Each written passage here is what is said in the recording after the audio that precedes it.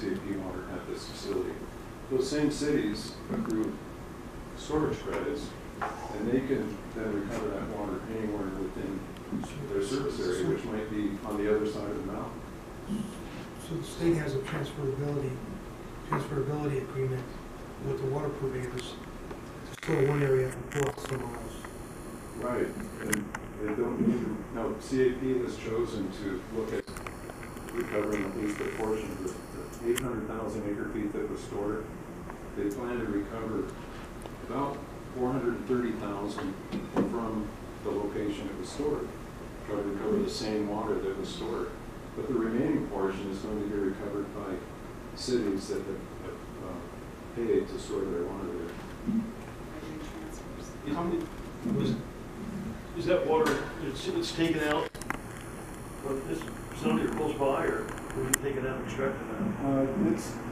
In this case, there actually is a mountain range between most of the cities in Maricopa County. This is at the far west end of Maricopa County. And the cities that are going to recover the water are literally, the nearest one is about 20 miles away, the furthest one is about 70 miles away. And they have a legal right, they call it CAP water, but physically it's groundwater that the cities are pumping. And the delivery mechanism to get the water to the site comes from? That's from the Central Arizona Project Canal, which starts at Parker and does the same canal that goes all the way to Tucson. So, what is your calculated loss? So you put water in there, what is your calculated loss, in this region? It's, at this facility, it's very small because of the large infiltration rate. It's less than 0.5%. It's probably 0.25%. Now, at the previous example, we looked at the clear water renewable resource facility. Infiltration rates there are only about 1/2 to a foot per day, so that the evaporation losses are approaching 1%. That's what What's the purpose of this project to meet the needs of the area?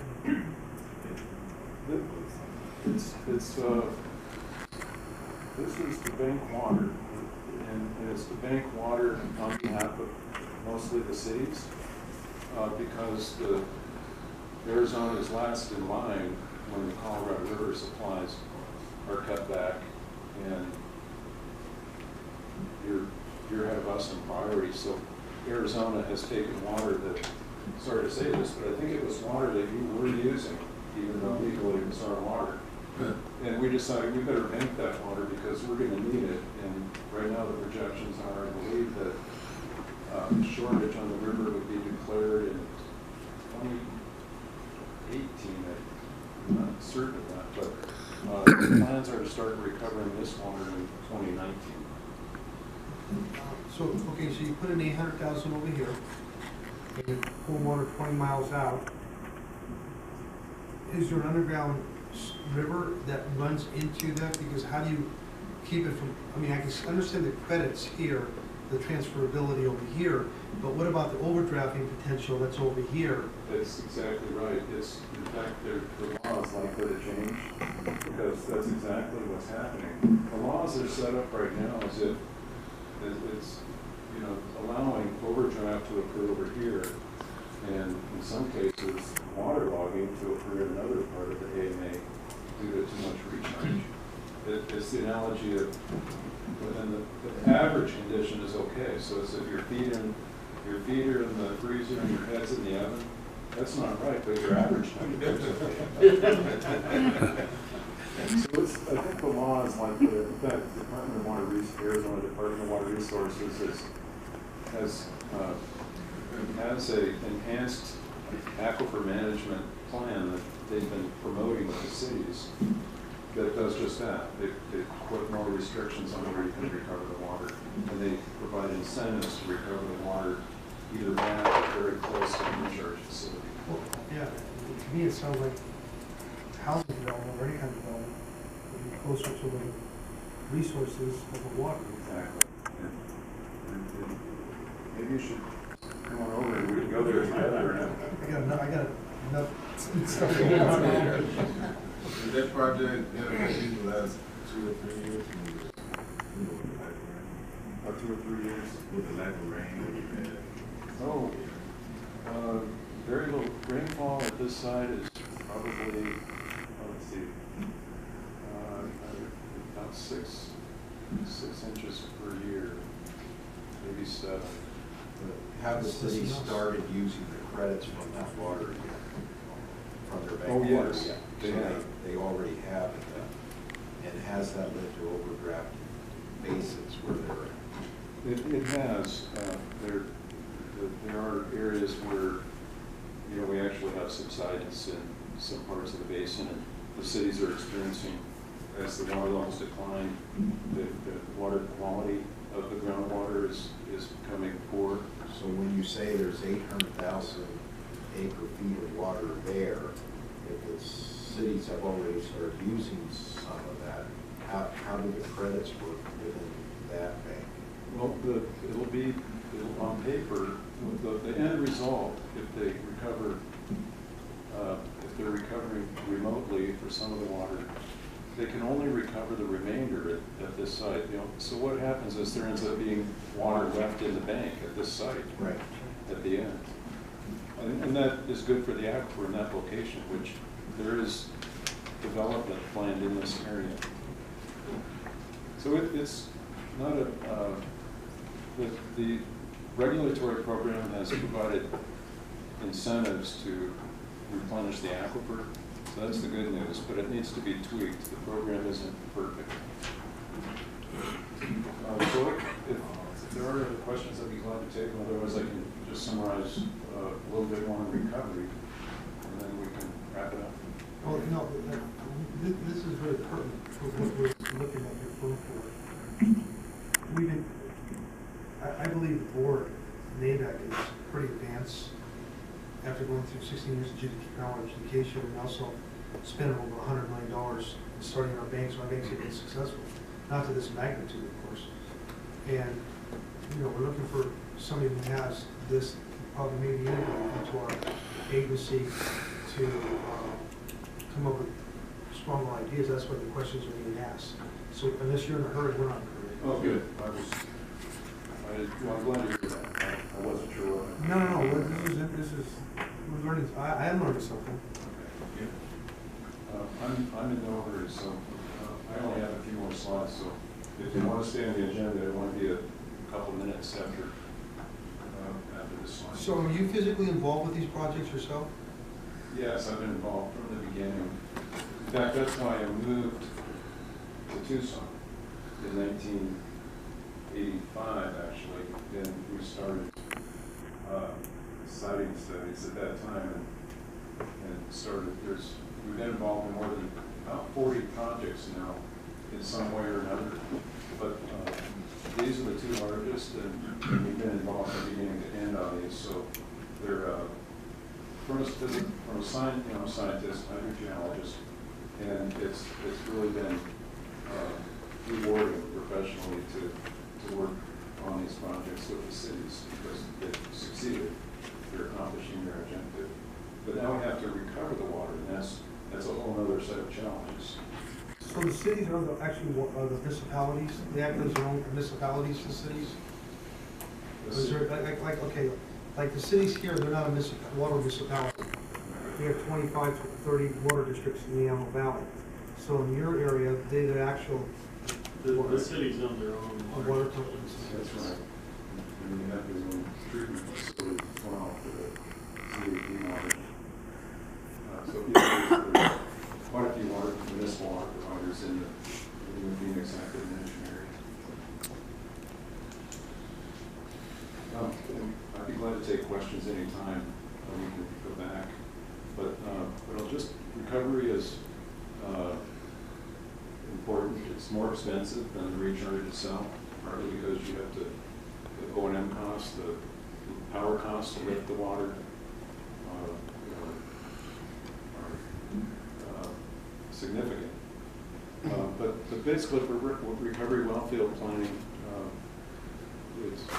after we define the recovery objectives in terms of when are you going to recover relative to the recharge, sometimes it's concurrently, sometimes it's much later. And then, of course, the delivery rate and duration. How much water do you need to recover and over what time period? So we determine feasible well fields and the interference effects between the wells. That's through hydraulic modeling.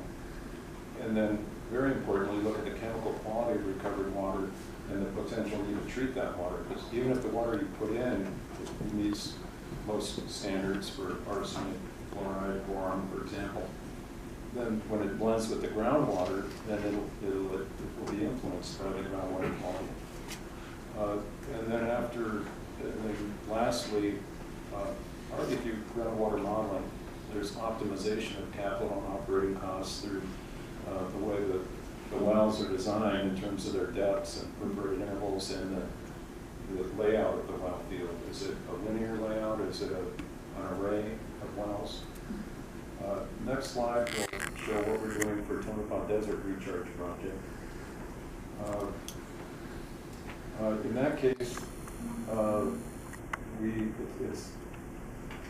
they're planning to recover 30,000 acre-feet per year, and the preliminary design is 9 high-capacity wells, each pumping a little over 2,000 gallons per minute, and producing a total of 30,000 acre-feet per year. And those wells are 20-inch casing and currently designed to be 1,500 feet deep. Estimated cost of the wells? These wells equipped with very large horsepower pumps because of the pumping lift are a little over $1 million, $1.2 million a piece.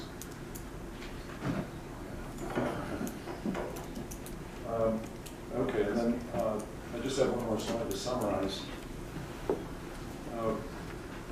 Montgomery Associates has about 3 decades of experience in recharging recovery, and the projects we've helped develop account for 70% of Colorado River water storage in Arizona, which is about 3.5 million acre feet out of a total of 5 million acre feet stored.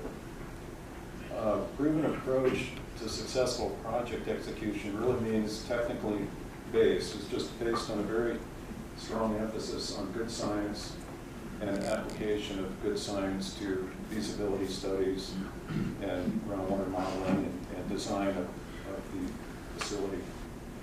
We routinely team with engineering firms, small firms, large firms, as needed to provide the turnkey services as it gets to the design and construction phase. And we need to bring in engineering partners. And certainly we can provide references. Now, in partnership with Westwater, we can expand. The team then can provide economic and financial feasibility assessment, analysis of public and ecological benefits, as well as hydrogeologic investigation for recharge and recovery. And so I'd be glad to take more questions and then turn it over to Matt Payne with Westwater Research. Did you say the recovery well project, is that started, is that in place? Well, it's not at the second project we're looking at. It's in the design phase, and we're actually we don't know much about the deep part of the aquifer yet. So we drill some exploratory borings, and we're doing some water, determining chemical quality of water. But the first project has been recovering since year 2000, the Clearwater facility, and that's been at a rate of 150,000 acre feet per year. How deep are the wells? What's you? How deep are the wells? At the Clearwater facility, they're all about 1,000 feet on the lower side, or a little bit shallower. I wanted to bring that up. About 1,000 feet. Here we get salt water, basically. And then at Tonopah Desert, the design is currently 1,500 feet. Did you do a presentation a couple of years ago in Las Vegas at one of the conferences, and you had cameras going down the wells? Was it your firm that did that, or? It could have been. We do a lot of. I remember the 1,000-foot wells. I just couldn't believe it. It wasn't me. I would remember being in Las Vegas. Okay. I've been there for years. Well, thank you very much. Thank you. More questions? In Arizona, for recharge and recovery, and especially the siting and feasibility, we're kind of known as the go-to firm. But for recharge overall, if you're looking at including the engineering, then we team quite a bit with all the large firms. They bring us in. So competitors, we have competitors for injection recharge, and the engineering firms are competitors, but they're all competitors. In terms of a major competitor, I've never really thought about it much, to be honest, because they're all engineering firms, and we end up partnering, and they provide the engineering, we provide the hydrogeology. We wanted to provide you a complete background of Montgomery and Associates. They're only, in this proposal, only doing a small portion of that work that's necessary for the financial feasibility. Thanks, sir. Good evening, President Tice, members of the board. My name is Matt Kane. I'm with Westwater Research. I'm a principal with the firm. I'm based in Phoenix, Arizona. Here today with my colleague Gary Seeley, also a principal with the firm. He's based in Vancouver, Washington, which is Portland, Oregon area. I appreciate the opportunity to be here and address the board. I'm going to do a couple of things in this presentation. The first is provide some background on our firm and our services, much like Mark did for Montgomery, and then also get into a little more detail on the proposal that we have made to AVEK. As you all know, we provided a proposal to perform an economic and financial feasibility assessment of the enterprise Waterbank. So we'll go through the scope of work and schedule and cost, and also talk about how it fits into the project as a whole. Westwater Research is an economics and business advisory firm. We specialize in water resources. That's all we do. The areas of expertise we have that are most relevant to this project are water banking, water transfers, water asset valuation, water resource planning, and project development. Our team is composed primarily of economists and MBAs. We also have a lot of financial analysis experience.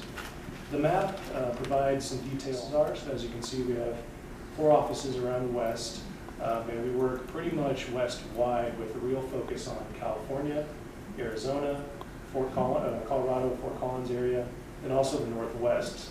So about 30% of our work in our business is in California. The rest is scattered around the West.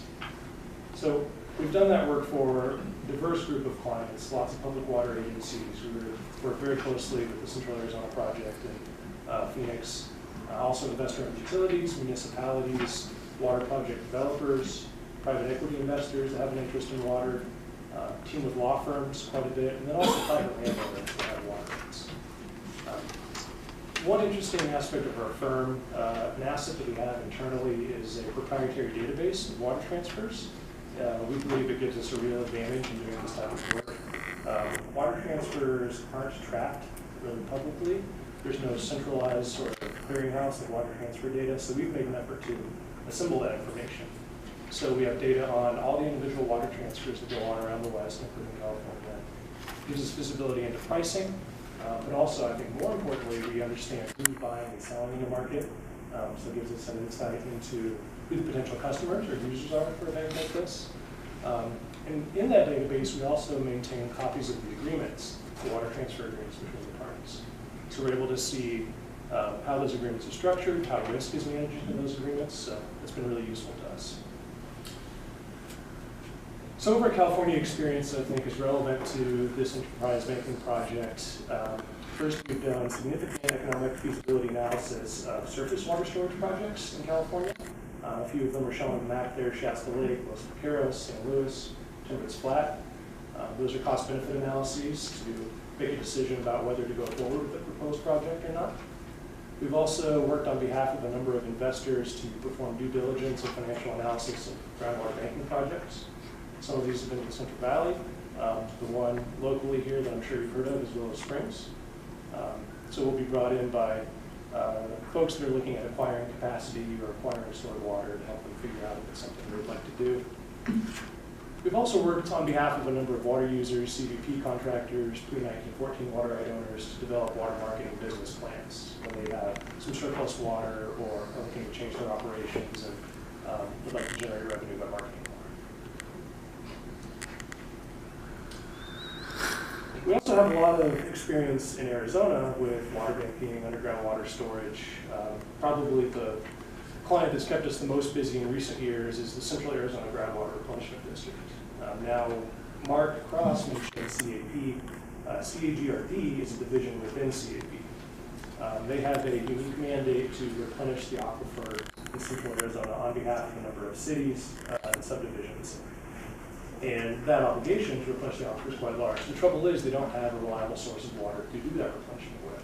So they brought us in to develop a water supply plan and then implement the plan to secure the water they need, and then we're charging into the aquifer. So we're currently working on that. The charts on the bottom of this slide are charts that you'll commonly see in water supply plans. The red lines, the demand forecast. The blue blocks on the bottom are the water supplies. So when we started working with CAGRD in 2011, you can see there's a pretty sizable gap between supplies and demands. Move over to the right, 2016, that's where we are today. We've required sufficient water supplies to catch up to the replenishment obligation, and now we're working to acquire additional water to keep up. And all this water that we're acquiring has to be recharged into the aquifer, and we coordinate very closely with Montgomery and Associates on that recharge. One of the projects that we've developed to meet this replenishment obligation is a Liberty Aquifer Recharge Project. It's a public-private partnership between Liberty Utilities and Restaurant Utility and the CAGRD. This shows a schematic of the basins. This is a project that recharges 5,000 to 6,000 acre-feet of effluent reclaimed water every year. The project had a 5-year development process. It just started storing water last week, and then we have a grand opening scheduled for February 1st. I've talked to a couple of you about potentially attending that. I'd be happy to facilitate that if you'd like to come and see the facility and tour it.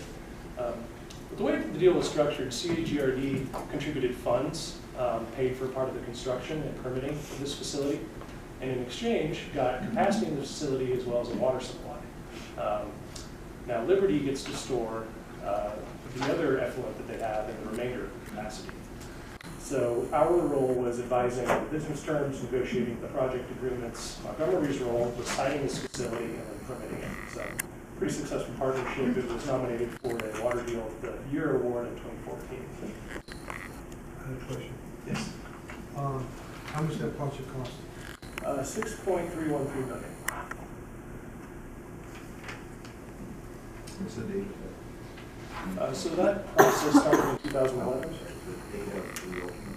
Oh, February 1st, 2017. We're invited to. Yes. Or if that date doesn't work, I'll facilitate it.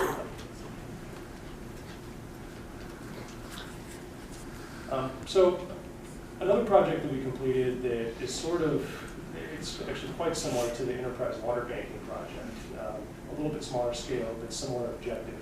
Town of Prescott Valley had some effluent that they were hoping to recharge into the aquifer. They also were in need of additional water supply to satisfy anticipated growth. The source of water for that growth was a groundwater basin many miles away. A pipeline needed to be developed to bring that water in. Very expensive pipeline, and the town was asking, well, how do we pay for this? So we were brought on to come up with some creative ideas about how to develop a water marketing scheme to come up with the funds to pay for this project. So what we did is we developed an auction process to sell off the stored water credits that the town was generating by storing its effluent. So we developed the auction framework. We arranged a minimum bid with a private equity firm that guaranteed the minimum that the town would receive at least $43 million for this process. We brought in competing buyers and then executed a sale with the winning bidder for $67 million. So pretty sizable block of funds to support their other projects. Montgomery's role in this was siting and permitting the recharge facility again. What was the payback on that? I mean, term of payback? So a portion of the $67 million is paid up front, and then the rest of it is paid over time as development occurs and the water is sold to developers. So do you know the time period? Was it 10 years, 20 years? Well, it hasn't all been paid back yet, so. No, I mean, but was there an upfront agreement with whoever they're paying back? Yes. And that agreement, let's see, was struck in 2008 and it goes through 2032. Huh? It goes through 2032. Just taking note. Yeah, it's very interesting. And then this one actually earned a Water Deal of the Year award. That's a town manager accepted his award, and I'm pretty proud of that. Yeah, it's very creative. So I think that's enough about what we've done with other folks. What will we do for AVEK? So what we propose to do is perform an economic and financial feasibility assessment of the proposed enterprise water bank. The goal here is to determine, is this a good business? We'll be able to answer the question, is this worth investing your time and capital into? And it's really a first step in advancing this project. I know there's been some work done to date, but it's a preliminary step that if we find that it is feasible, we'll provide justification for additional investment. If we find it's not feasible, that's unfortunate, but it will save you money and time. In addition, the information that goes into that analysis will inform customer pricing, negotiation agreements with banking customers, and other important elements of the project. So the scope of work, we're proposing to complete 9 tasks. The first is review of the enterprise bank concept. This is really just a little bit of time to get us up to speed on all the work that we've done so far.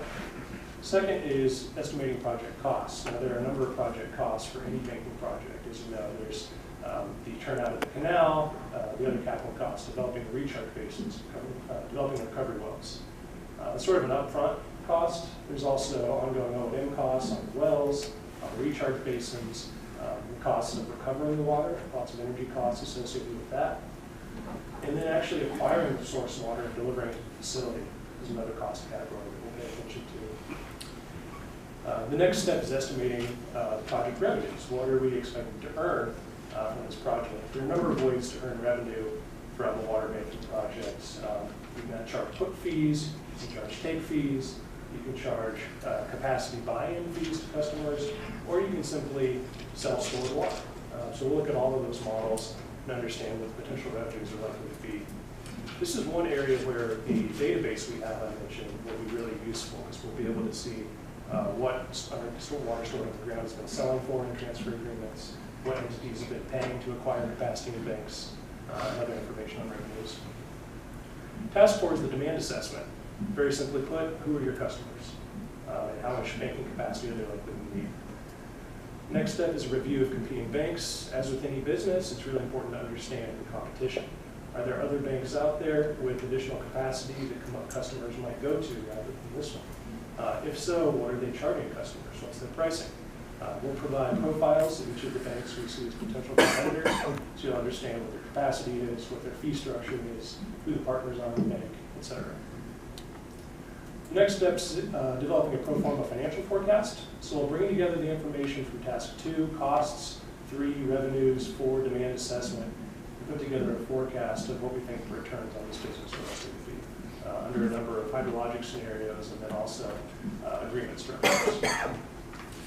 Task 7, we understand that a couple of entities have approached AVEK with interest in storing water at the enterprise bank, the other existing facility as well. So we'll review those customer needs, propose agreement structures that we think might be a good fit for AVEK based on our understanding of this business, and then also recommend a pricing schedule to charge those customers. The objective of the pricing, obviously, is to optimize return on investment. We can charge as much as we can, but there are constraints on that. We look to what these customers' alternative supplies cost them, what other banks are charging. But within those constraints, we'll be focused on optimizing returns. So task 8, there are a number of potential funding sources for supporting a project like this. One of them is the WSIP Prop 1 funds. That's one we will pay a lot of attention to. We'll review that grant program to see if it's a good fit for this project and recommend steps towards pursuing that if we find it is a good fit. We'll also look at more traditional funding sources, bonds. We'll look at public-private partnership arrangements, give some creative thinking to how that might be structured. And then also just look at self-funding. Is there a way to phase this project such that as customers are brought on to pay for capacity, the project sort of pays for itself? I mean, we don't need those outside AVEK for funding. And then the final step is just the feasibility conclusion and next steps. We'll pull together this information and provide a recommendation on, is this a business that should be pursued? And then if so, we'll outline some of the next steps that we think need to be undertaken to the program.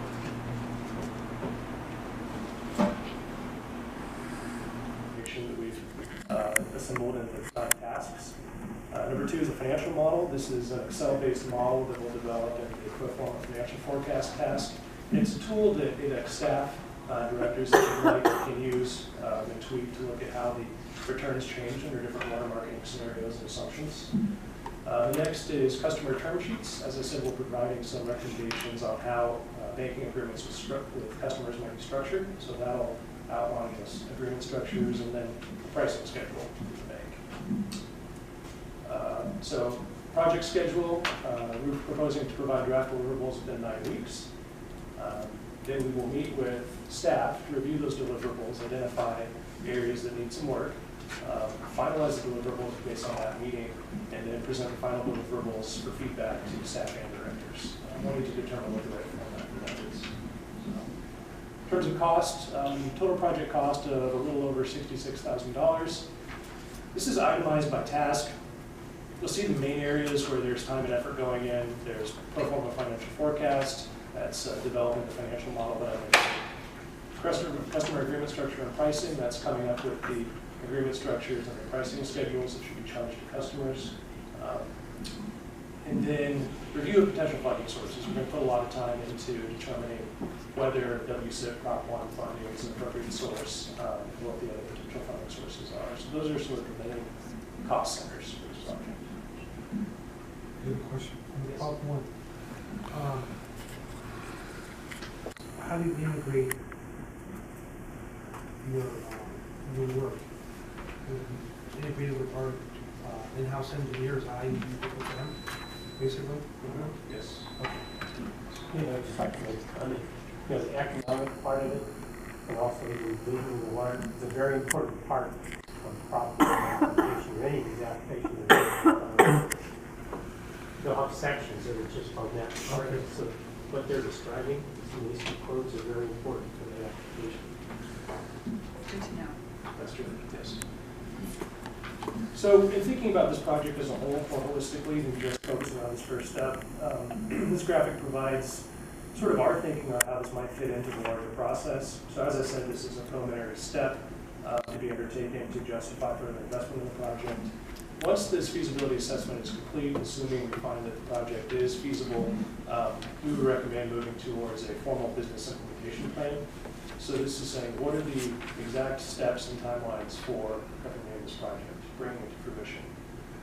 After that's in place, there will be a process of reaching out to prospective partners, bringing in customers, project financing. So WSIP Prop 1 applications, we believe, will be due June 1st. That's the current date. We think it might get pushed later, but right now we're looking at June 1st. So as soon as we're done with this study, we'll need to start thinking about that application deadline. Recharge site assessments. Once we start looking at project financing, bringing in customers, that's when Montgomery comes in and starts making sure that we have the best site for the recharge facility, understanding how the site will perform, what size of basins do we need, where do we put the recovery wells, all those technical aspects that go into making the water bank really work. That's sort of how it fits in. So is that part of the proposal? The only item that's part of the proposal is the first item. What they've done is Okay. just give you an outline of what possibly could be other items in the future. Because as we go into this process, we understand, some of the aspects. It could be that the various other items could be modified in some way as we work together to figure out our best plan of attack on how to proceed. Thank you. But it's good to know that these are the types of services and the types of things that can be accomplished in the particular time. Give us some background information. The only thing we're committing to or asking the board to commit to is the economic and financial feasibility assessment.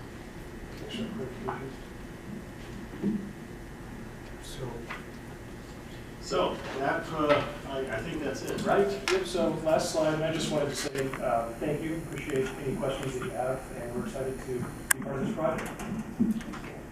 Thank you. Thanks.